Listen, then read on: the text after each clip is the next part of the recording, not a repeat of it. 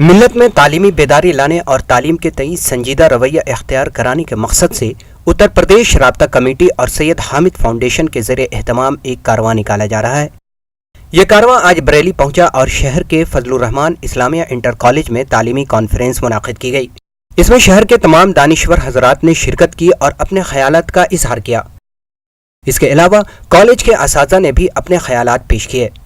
خاص بات یہ ہے کہ اتر پردیش ہی نہیں بلکہ ملک کے تمام ریاستوں یعنی ملک گیر پیمانے پر یو پی رابطہ کمیٹی اور سید حامد فاؤنڈیشن کی جانب سے ایک کارواں نکالا جا رہا ہے۔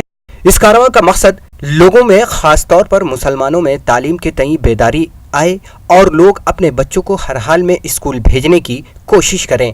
ان کا آنے کا مقصد یہاں پہ یہ ہے کہ وہ مسلمانوں کو خاص طور سے اور تمام مائنورٹیز کو اس بات پہ بیدار کریں کہ وہ اپنے بچوں کی تعلیم کے سلسلے میں مل جل کے کوشش کریں۔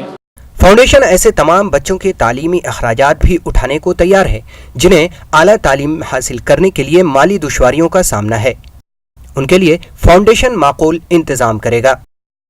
اس کارواں کا آغاز گزشتہ 7 اکتوبر کو دہلی سے ہوا تھا، جو اتر پردیش کے مختلف شہروں سے ہوتا ہوا آج بریلی پہنچا ہے۔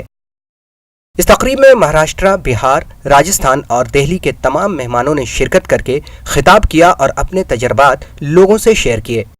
ساتھ ہی یہ اپیل بھی کی گئی کہ اپنے اپنے علاقے میں پرائمری سطح پر اسکولوں کے قیام کی عملی کوشش کی جائے اور اس اہم امر پر لوگوں کو غور بھی کیا جائے۔